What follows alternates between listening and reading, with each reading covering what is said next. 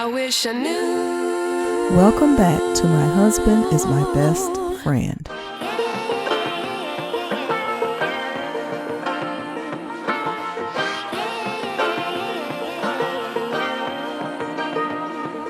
Ashlee Braxton speaks on recovering from a family incident at the age of 16.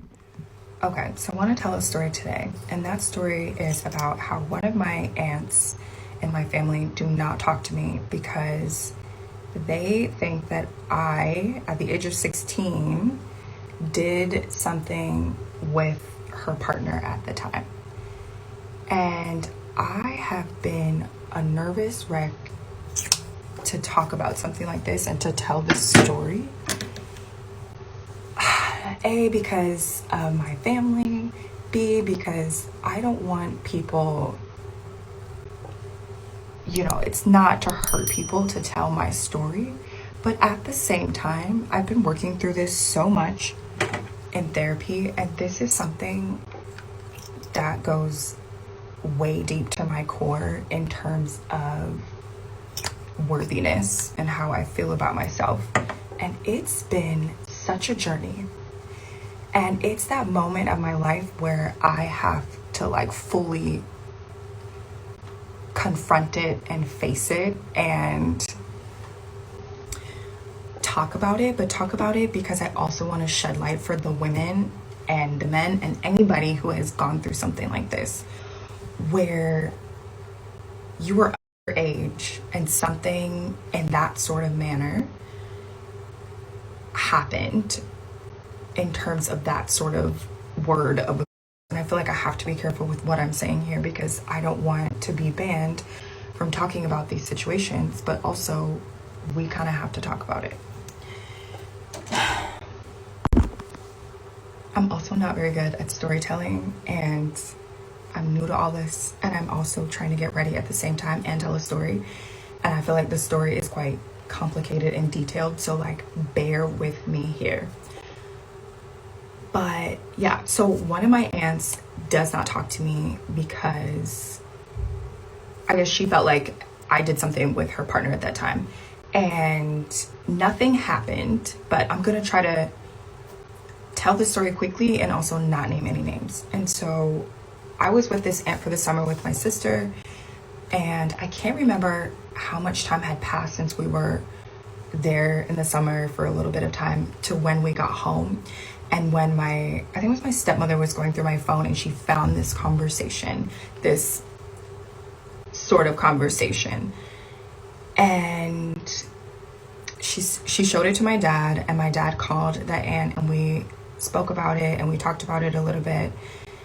And I remember just a lot of emotions, it was a lot going on. I was 16 at the time and I'm 32 now. I had to think about that.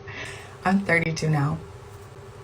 And so, oh my God, it's been 16 years. This is wild. Anyway, okay. So yeah, my aunt was there for me. She was very kind and very nice and was like, I'm so sorry that this happened to you, blah, blah, blah, blah. And not blah, blah, blah, but she was very kind and it just felt safe, But then as the years have gone by, it's that mood and that assumption that I didn't do anything because I was a child was not that assumption anymore. And it boggles my mind because it was wait, but if it happened or if it was true, then that would make him, and you're okay with that? That's what you would like to hear? And I would just never forget how when I got older, I just realized that I really had to take the time and go back to that part of my life and understand how much feeling of I didn't matter, that I was unworthy. It just felt like love from my family was just cut off and gone. And you're like, but wait, that guy? And it made it even worse because it was like, wait, this guy that was doing this to you on TV? And like, it's kind of cohorts in the same spirit of what was happening. Not in the same cohorts, in the same spirit, but like, you know?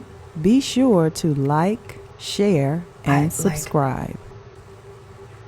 It's so painful. And I know that the ladies, the men, everybody who has experienced this sort of feeling when your family doesn't believe you, or when you're at an age where you shouldn't have been put in that situation to have to navigate it. And however you navigate it was however you navigated it. And this is what I learned in therapy, is like how I navigated it and how I dealt with it was how I dealt with it. But the most important thing to understand is that I never should have been put in that spot in the first place.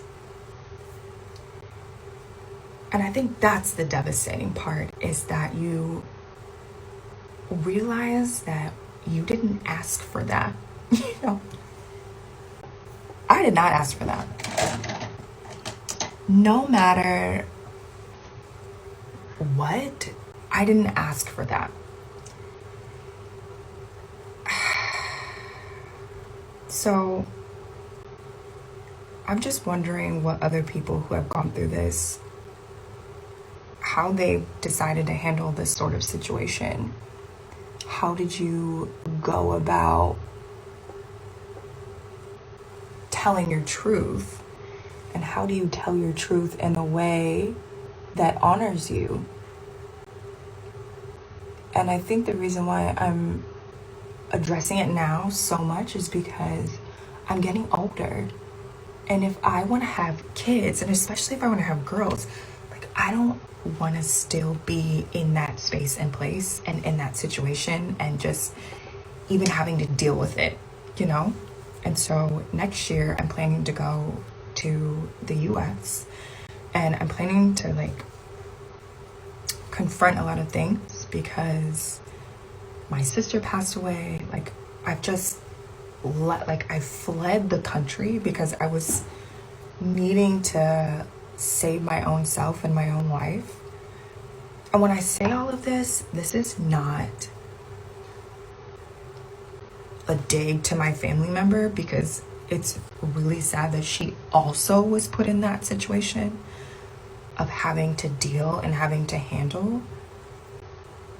That's not her. Like, I don't wish that upon anyone either. Do you know? There's sympathy there. But there's also so many other aspects of it when you're a child and you're like denied a voice. It's pretty much been like a lifelong battle for me. So it's been a journey, but I appreciate spaces like this where I feel like if I talk about it on social media, and I just felt like, I don't know, like, I just felt like TikTok was the space and the place to talk about it, and it felt right, and it just felt accepted in this community. And so if you've ever been that person, I just want to hear from you. I want to know that you're okay. I want to ask you what sort of work you've done for yourself to get better. Like, what sorts of things are you doing to make sure that you heal? And I'm so happy that I'm getting to a place where I'm healing, so that then I have the heart and the courage to go heal somebody else, that next person. And not only that, but my aunt as well, you know? So this has not been an easy journey, and I hope that I'm not annihilated on this platform.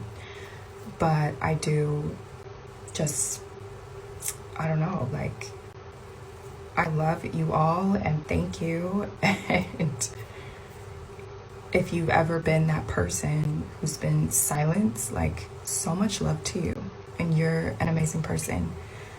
And don't let anybody, because that's easier said than done, but wait, I'm gonna to be like, I just don't want people to be rude, because this happens to people where they've experienced some sort of, and then someone's told them that it hasn't happened, or that it's their fault, or like they've just completely silenced them. And this is something that I really honestly sometimes thought was only, or that it was really big in the African American community, where we just sweep things under the rug. But then, as I like have now lived in Europe for 10 years and I've traveled the world, it happens like it happens across the world, which makes it even more important to talk about, because a lot of people are going through this, but they're not allowed to say, or they're embarrassed, or they just feel like it's not something that they can even talk about. So for me, it was difficult because I realized that my aunt was starting to feel this way that I initiated, or that it was I'm a part of the problem to blame. And I was saying before that I never should have been put in that situation as a kid at all, ever, especially when there's an adult involved. But yeah, okay, I was saying that this happens around the world. And I was asking the people who have gone through something like this to start sharing their stories and to start talking about it, because I don't feel like we talk about it enough. And I have a lot of friends who have opened up to me, who told me that the same things, or that has happened to them. And I hate that we can bond about something like that, but at the same time, I'm so grateful that I can give them a space and a place that they also have a voice, because losing your voice about it is no fun. So I wanted to know how you guys were, or how you handled it, or like how you dealt with it in your life. And I think I'm getting older. I'm ready to have kids soon. Like, I can't be going through this anymore. And so I essentially left the US in 2014, and I went to Paris, and I was there for about 4, almost 5 years. And I'm so irritated at myself because I left right before I was supposed to get my my citizenship there. But anyway, and now I'm here in Barcelona, Spain, and I've been in Europe for almost like 9 years now. And this subject has just come up for me and my therapy, and I'm addressing it, and I'm talking about it, and I'm shedding light on it, and I'm shedding awareness on it. And I just want to encourage other people to share your story, and to find love, and to find self-love for yourself and for everyone else involved, and just know and understand that it's not your fault.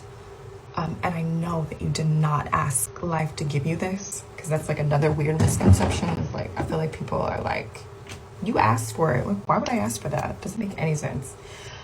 But that you don't let it get to you, and you find a way to release yourself, and to feel loved, and to feel appreciated, and just felt beautiful. And so I am excited to tackle this journey, and just like have a support system behind me, and talk about it with people who I know wouldn't judge me, and just who get me, and encourage everybody else to practice love, and to practice self-love. And you didn't ask for it, but you have to deal with it, and you're dealing with it like you're worthy enough to just at some point let go of it, and talk about it, and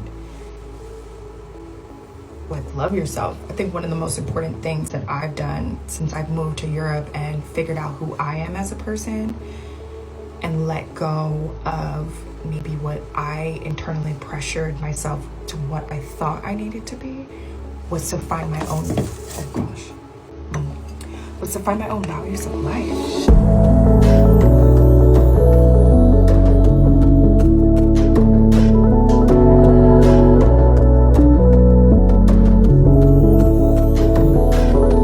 Thanks for tuning in to My Husband is My Best Friend.